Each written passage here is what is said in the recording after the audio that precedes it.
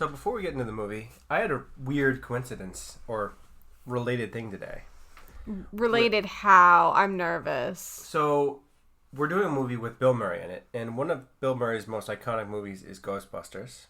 Is it? It is. Oh my gosh. I learn a new thing every day. I hate you sometimes. Anyways, I was actually leaving the office today, and I saw someone driving a car that was made to look like the Ghostmobile. Was it Bill Murray? I don't think it was Bill Murray. But you don't know. So the possibility is out there. I did not see the driver, so I have no way of confirming or denying whether or not Bill Murray was in Rhode Island. I would like to... I would doubt it, but it's not ruled out. He's been spotted in New York, hasn't he? Probably. So, I mean, I'm just saying it's not out of the realm of possibility. And maybe he's doing a movie here. We don't know, but I like the idea of it. That he just is driving around in a car that looks like the Ghostmobile? Yeah, how meta would that be? I mean, I guess. I enjoyed that. Anyway, so the movie that we're doing with Bill Murray in it is The Dead Don't Die. Yep. Don't be mad at me, guys. I know no one's seen it. It was Tyler's choice. I know no one is surprised by that. Yes. So we do try to do one current movie a month, and I've learned as we've gone along that is hard because not every month is there a decent movie released. Also, it's very hard to take notes in a dark theater. I just want to throw that out there. Yeah, can we all, I should take a photo for you guys of my notes. It's wonderful. The fact that I can still read them is actually a miracle. Anyways, my name is Tyler. I'm Shay. And this is Cinematically Correct. And again, this week's movie is The Dead Don't Die. Yes, and I want to say, since we do current movies every month, and last month, the current movie y'all also said you hadn't seen, and we didn't really get audience asked for. But you know what? It's our most listened to podcast in the last 2 months. So, I'm just saying my current movie choices seem to be more popular than your current movie choices. I'm just letting you know, in case you want to know. I didn't actually have any need or desire to know that. Oh, well, now you know. So don't worry, guys. Next month will be my current movie choice. Don't worry. We switch it up because we know it's important. Also, next week is your movie choice, as it happens. Yes, but I'm doing an audience choice because I'm very giving that way. So, brief synopsis, I guess. Brief synopsis.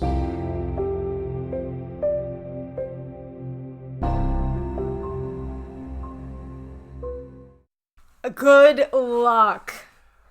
So, brief synopsis is that a bunch of police officers and townsfolk in a very small town in the middle of Ohio, I believe.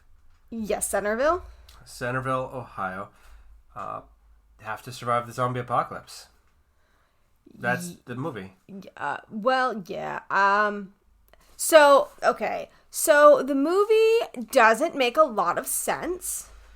I will be the first to admit that this is far and away not my favorite zombie movie that I've ever watched, because there are such good entries that hold up the genre much better. Okay, you're being nice. So what he's trying to do here is make it sound like this wasn't his favorite zombie movie because there's so many great zombie movies. But really what he's actually saying is this movie made literally no sense and was almost painful to get through if it wasn't for Bill Murray and Adam Driver.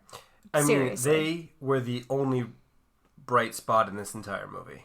Yes. Really. So, okay, before we get into the plot, I did want to mention that the director of this movie was a person named, hold on, I'm reading through my notes. It was Jarmusch. Do you know how to say his name? I do not. It's Jim Jarmusch or something to that effect. But this is his first movie in his 35 years that had a wide release. Now, he's worked with most of the actors on this film before. I think Bill Murray was in something called Coffee and Cigarettes. Steve Buscemi was in another movie with him. Tilda Swinton was in another movie with him. But apparently he's really well known for really odd, very just strange movies. So he has a kind of a cult following. I checked out his IMDb. I have not seen any of his other movies. I actually did not check his IMDb. I probably should have, because if that is the case, then this movie definitely falls into his wheelhouse, because it's a very strange, very eclectic movie. fair. But when I saw that, I thought to myself, well, you know what? Every time I go onto Reddit and these cult classic movies that I don't like are here, Reddit is praising them. No, no, no, my friend. Reddit hated this movie, and it was filled with cult people of him. And they basically said that he fell flat on this one, that this just wasn't... I would say that my biggest gripe is that it's almost borderline criminal that he had Steve Buscemi and Bill Murray in the same movie, and they shared like 4 minutes of screen time. Right. Now, I did read, it was some news article, that he did struggle with schedules. So, like, there was another actor, Daniel Craig, who was 007, who was also supposed to be in this movie, but he only had 10 weeks, and he couldn't because Adam Driver only had a certain amount of time, and those were his weeks. So, I know that he said that because there were so many large actors in this movie, he was very much struggling to get screen time. And I think that is why it appears as almost multiple mini movies. Like, for example, Bill Murray's character, correct me if I'm wrong, but I don't believe he ever meets the children in the juvenile detention center. He does not. I don't even know why they were there, other than to have the word CDC and to make a commentary about that. That's the only thing I could think of. Well, I read in the IMDb page that he wanted to keep the children in the movie to have them escape because the director thinks that teenagers are a maligned subset of the population, that they're much smarter and more put together than we give them credit for. I'm sorry, but I read that too, and I also discredited it because Selena Gomez's character... Those are hipsters, that's different. And they're not teenagers, they're mid-20s. I think they were supposed to be teenagers in the movie. Also, Rude, that was a terrible commentary on hipsters. Also, he was very left in this movie, like political-wise. We'll get into the politics of it because he got into the politics. We have no choice. But he was like, left all the way. So he would be pro-hipster. Just saying. Anyways, so I guess we can talk a little bit about the plot. I'm going to tell you guys right now, we're not going to talk a lot about the plot because I don't get it. There's not a whole lot to the plot, really. So it's talking zombies that come out of the ground, chew on a few people that don't immediately reanimate as zombies, oddly, and they find them the next day dead. Yeah. Which I didn't understand because that doesn't make sense or line up with any of the well-established tropes of zombie movies where if you get bitten, you become a zombie. Yeah, so I wrote down on my notes somewhere... Hold on, I want to read what I actually wrote so you don't think I came up with it off the cuff. But it says somewhere in my notes, was this the first zombie movie where they reanimate out of the grave? Because I don't remember that at all. I mean, in other zombie movies, I'm sure there are examples of that. I'm pretty sure some of the more classic zombie movies do have that. But it doesn't make sense because, I mean... From what I understand from zombie movies, it's supposed to be a disease. So how does it spread to people who are underground? Well, really, to my understanding, there's two main ways. It's either a disease, such as 28 Days Later, or some of the more modern zombie movies where it's a rabies-like virus causing rage and mayhem. Or it's an overflow of people that are in hell. Okay, but this movie did not meet any of those. So my guess for this movie would be that the zombies came because of the shift of the moon. They were talking about, like, the alignments there and crap like that. And I know, it was referenced several times. So I think they were trying to hit us over the head with it that nothing in zombie movies makes sense. And it was the polar fracking and the... Polar fracking's not a thing, right? Fracking is a thing, but polar fracking they made up because fracking you can do anywhere, and you can do that in I've just never heard the two words together, so I thought they made it up. Well, I think it's a play on the Alaskan wildlife refuge, where they want to drill in Alaska where there's a lot of oil. Okay. Oh, boy. But it was definitely very politically charged in terms of we've destroyed the environment, and we are now being eaten by zombies. It makes that much sense. Yeah. So, I mean, okay, so they were reanimated by some strange Shift in the environmental world. shift, Right. I guess, is what it was. Whatever that means. But it didn't make a lot of sense. And it was weird also that when the zombies attacked, they did not go for brains, they went for stomachs. And they didn't even eat much of the person at all. They just, like, tore out their insides and left them there. It was very weird. Like, what? Right. It was Also, the zombies talked and drank coffee. Yeah, so one of the Which- social commentaries that they made at the end of the movie was basically that materialism and consumerism is destroying us and we're all becoming basic zombies, which, I mean, I think we've heard that trope a million times with you know, the video games and the cell phones and the all of that, how we're becoming zombies to technology. Right. And I think what he was trying to do was having the zombies say one word, which was the thing that they became basically a zombie to. So the first people you meet is Iggy Pop and Sarah Driver being zombies to, and they say coffee over and over. And then later on, we see people who are saying like Xanax and Bluetooth and Wi-Fi and all of these things. But for one, they don't really make it clear exactly if that's what they mean by it. I'm guessing that's what it is just because it was a very politically charged movie. But for two, I don't know how that drove the plot literally at all. It just seemed thrown in there, honestly. It was not any way to advance the plot. Right. I mean, they did say that the zombies tended to gravitate to what they were used to, which I guess kind of added a little bit to the plot because you were able to find them in places you would have expected to find them, but I don't know why that mattered. But anyway, so really not much else happened. So a lot of the movie is Adam Driver and Bill Murray driving around, just... I mean, that was the highlight of the movie, is they're back and forth, and they're breaking the fourth wall, and just the realizing that they're in a zombie movie. That was interesting. That was refreshing, because you don't actually see that. Except for, like, in Deadpool. Well, right, but that's, in a zombie movie, you don't really see people go, oh, it's the zombie apocalypse.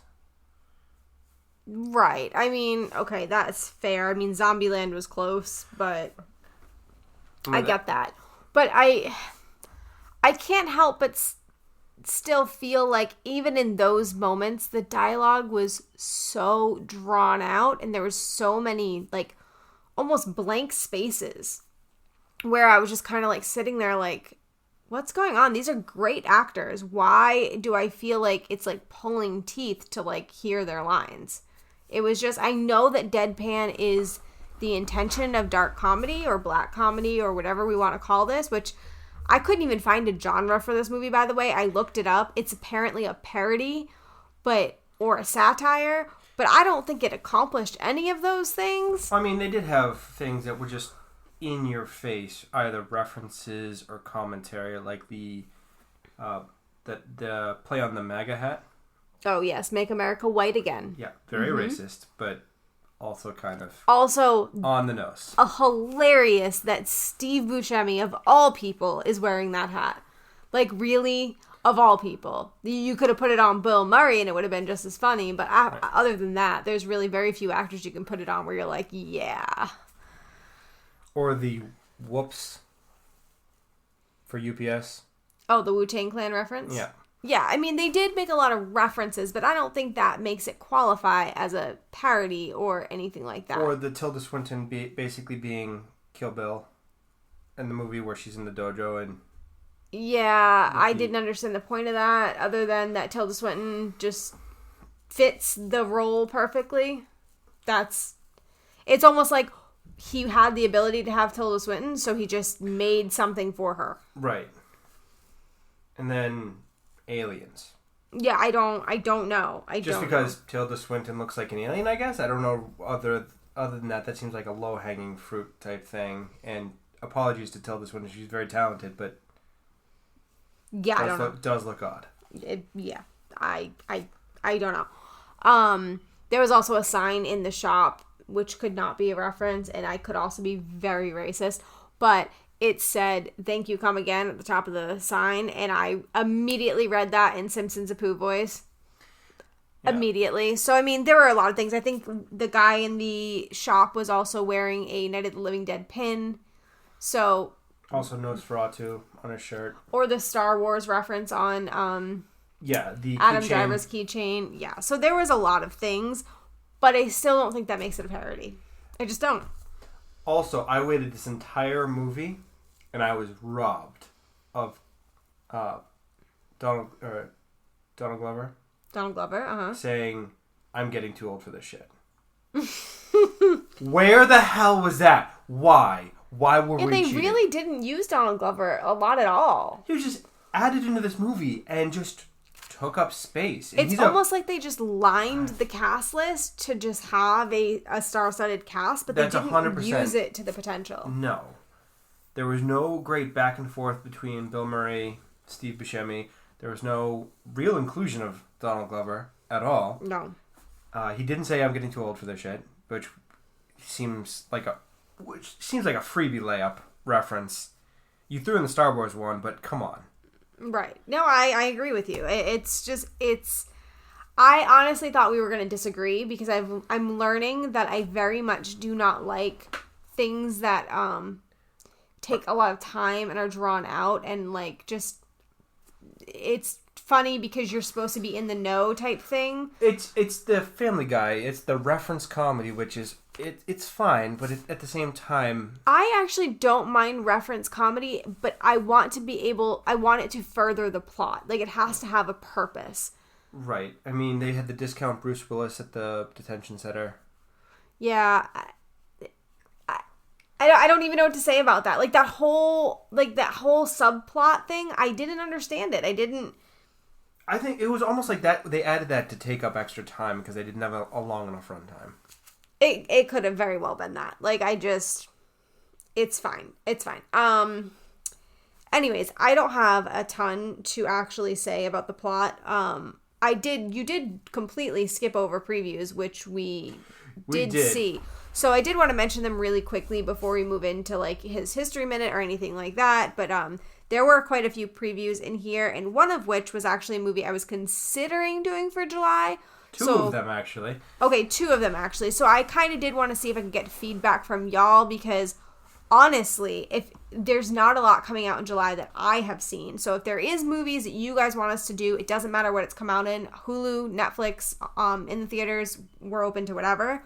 But there were 2 previews that we saw that are coming out in July. One was named Crawl, and it appears to be like some kind of alligator type horror movie. It's from the director of Hills Have Eyes. Well, it's alligators because it's Florida during a hurricane and they're trapped inside with the alligators. Yeah. I mean, it does look creepy, but also looks like kind of cheesy.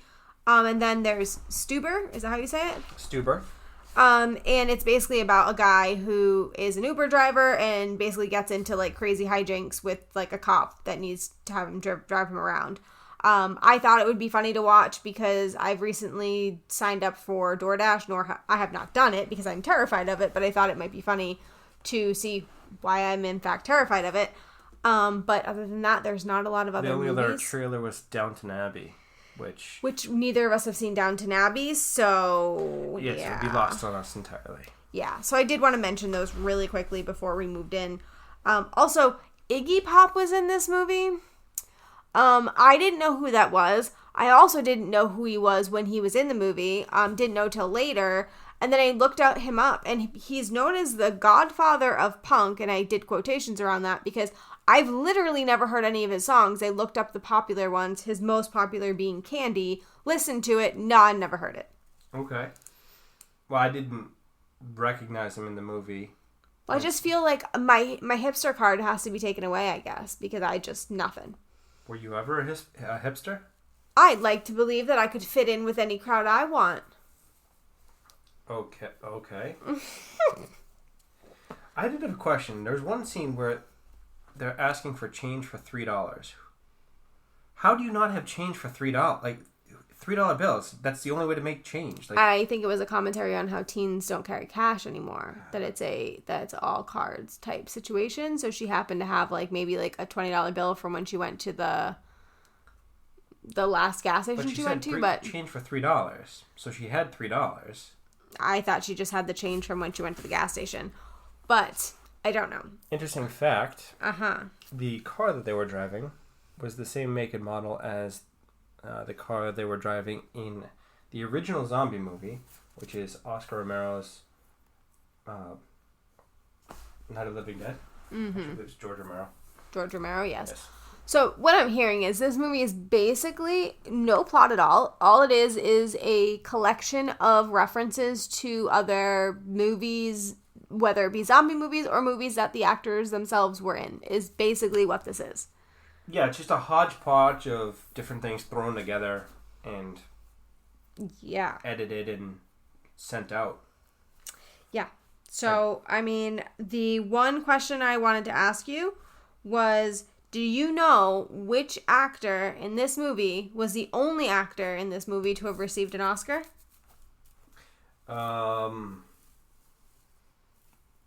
Is it Tilda Swinton? It is. I was shocked by that. I thought Bill Murray. Well, he has done some serious roles recently, but he's well known for his comedy for a lot of movies. What did she win an Oscar for? Do we know? I did not look it up. Oh. Didn't really... I don't know. I just saw that and I was like, oh, well, that's a strange little thing. So thank you for asking something to make me look dumb. But, yeah. I did have a couple of nitpicky things that I had a problem with at the end of the movie. Oh, I have a nitpicky thing. Well, Do we want to talk about the person I hated in the movie or no? We're just not gonna. Oh, no. This is directly referencing the female cop that you despise for this entire movie. Uh-huh. Played by Chloe Sevigny. Yeah. So she's in the back of the cop car, riding with them through the cemetery. Yes, she is. And then she gets out. Yes, because of her grandmother. I thought the whole point of cop cars was that you can't get out of the back seat because they lock from the outside. I've never been in a cop car, so I really cannot confirm nor deny that. If you're able to get out of a cop car from the back seat, doesn't that defeat the purpose of putting criminals in the back seat of the car? I mean, that makes logical sense to me. Yeah, sounds about right. I don't know. So that was bothering me. Just the aliens thrown in. I'm sorry. That's all that bothered you about her? Really? That was the main problem. Her persona bothered me. The whole thing. The Scottish accent, the painting, the whining, she was like the typical whiny blonde chick is what she was. Oh yes, Chloe Sevigny's character not. Now, granted, adding a whole lot to this movie. I'm curious if I hated her so much because all of the actors, including Bill Murray and Adam Driver, were playing this deadpan, horrible, really awful acting characters, and I was giving them kind of like leeway because I love them, and I kept feeling like, okay, they're doing it because that's the role that they're playing. But with her, I don't know her, so I'm just like, she's awful. Like, she's just bad. Like, there's just no, I can't even excuse that. She's horrible. Like, maybe that's what it is. I don't know. But I literally hated her. So I needed to get that off my chest. Yeah. She is connected to Hilary Swank. Okay, I'm sorry that your love for Hilary Swank has just been tempered, but... Did we find out if anyone won the challenge from last week? No. Nobody even entered. So yeah, that I was going to talk about that. So guys, there was a giveaway last week. We did a Snaps game for our P.S. I Love You episode. Nobody has entered, so if you want to enter, it's a free card game that is a pretty fun card game, and it's... I mean, totally free. All you have to do is enter. And considering no one's entered, pretty much if you enter, you're going to win. So, yeah, just putting that out there. But anyways, go ahead. Well, she's in a movie with Hilary Swank, which ties back to our last episode, which I found interesting. That is interesting. I don't have a whole lot on this movie, really. Okay. The ending seemed kind of canned and just, that's the ending he wanted to add to it. So... we should at least move on to our little segments that we have to do before we end it, but this will be a nice short episode. So this is related to Podcoin, which is an app we've been using recently. So I really hope you love Cinematically Correct. Did you know that you can actually get paid just for listening to this podcast? I know it sounds insane, but it's true. We just discovered this free new app called Podcoin again, and it literally pays you to listen to podcasts. Here's how it works. You listen to podcasts and you earn Podcoin while you listen. Then you turn that Podcoin in for some gift cards at places like Amazon or Starbucks. Or if you're even a good person, you could even donate to charity. The more you listen, the more you earn. So here's what you do. Download the app right now on iPhone or Android. I have a special code for you. Simply use our code Cinematically. And you'll get 300 Podcoin just for signing up. And if you listen to enough of us on there, you can get a cappuccino at Starbucks or an Amazon gift card on us. So go ahead and go listen to this podcast for virtually any podcast. I'm struggling on Podcoin and sign up with our code Cinematically. Yeah. So, I mean, I actually use Podcoin a lot, and I know a lot of other podcasts that we listen to do. So if you're looking for other podcasts to check out on there and support on there, use the hashtag #PodernFamily on Twitter, and you can find a lot of people that are on there. It's a really fun app, and I mean, I've really enjoyed just because we can see the people and put a face to the listener. Yeah, it is fun, and it's cool to see like that somebody just like listened to 10 of your episodes. You can be like, "Thanks, Lisa, I appreciate you." Right. Exactly. That kind of was a new realization because you can see the numbers, but you can't tell which ones are repeat listeners. You can't tell a lot of information which is available on that. Yeah, so it's fun. So if you guys want to get paid to listen to podcasts, go check it out. Let us know that you did and use our code. I did have a question for you. Oh, I love questions. Is another anachronism? Anachronism in this movie. So the original zombies, the Iggy Pop and his girlfriend. Mm-hmm. They died in 1967, per the gravestone. How are they still around? Like, how are they not decomposed? Yes. Yeah, I don't know. No. Can't figure that one out. Considering they were talking about the woman who was in the police station dying, they were saying how she was, like, going to be decomposed if the place didn't pick her up. Now, obviously, embalming and things like that will preserve a little bit, but, I mean, 1967 ain't going to preserve that much. So, you know. But anyways, did you have a history minute? Because I have one I'm hoping you do, because I couldn't find the information I wanted to know, and I need to learn. And I count on you for these things. Tyler's History Minute.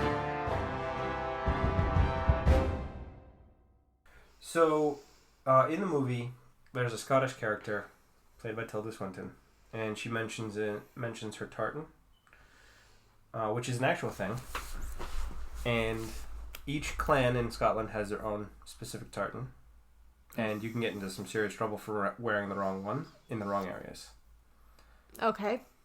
One thing that's related to your reselling is that when I looked it up in Wikipedia, Burberry's tartan is actually listed. Oh, really? Yep. The classic beige and white and red, black. I was assuming, yeah. Very cool. That's interesting. What were you looking for? Well, I want to know why children were separated from adults. Like, what was the history behind that? Like, what was the reasoning? Because I Googled it, and all that came up were, like, textbook things where you could read an abstract of what the book was going to be, but there was no articles. And I'm actually really curious as to why they did that. Like, I'm guessing that there's some kind of either religious reason or some kind of, like, I don't want to say spiritual reason, but they believed in a lot of things back then that could be, you know, the spirits needed to be separated, or if they came back to life, or all of that stuff. But I wanted to know what it was. The only thing I can think of offhand, which could be completely off base, it may have something to do with being baptized or not baptized. Yeah, but it was all children from what they said in the movie. Now, maybe that's just not true. So maybe all of those children happened to be non-baptized, and they had to be separated from the regular people in the church cemetery. Maybe. I honestly don't know. Well, if you guys know, I tried to look into it. I couldn't find anything. It didn't seem like this movie was a movie that just randomly made crap up. So I feel like it's based on something. I just couldn't find it. So if you guys know, I would be really interested to know. You can email us cinematicallycorrect@gmail.com or tweet at me at cinematicallyc. I need to know. Now, did you have any audience ask? Audience asks.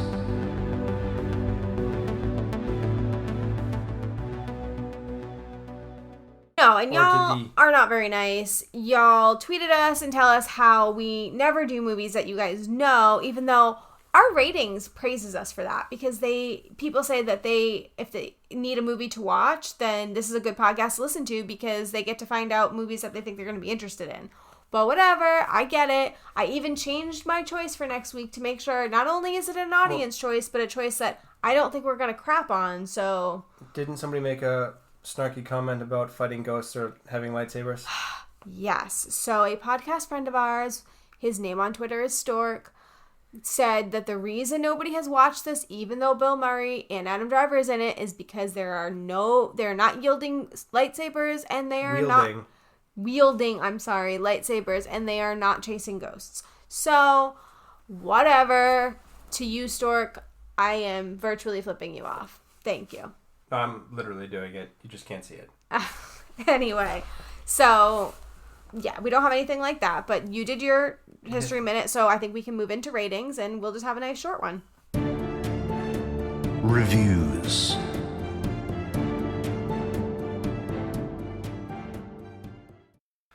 So Rotten Tomatoes has it at 52, and then Fair.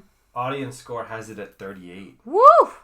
So this movie is not very popular, and this is quite a few reviews. This is several hundred to 1,300 reviews. I'm actually curious to know if this is Bill Murray's worst reviewed movie.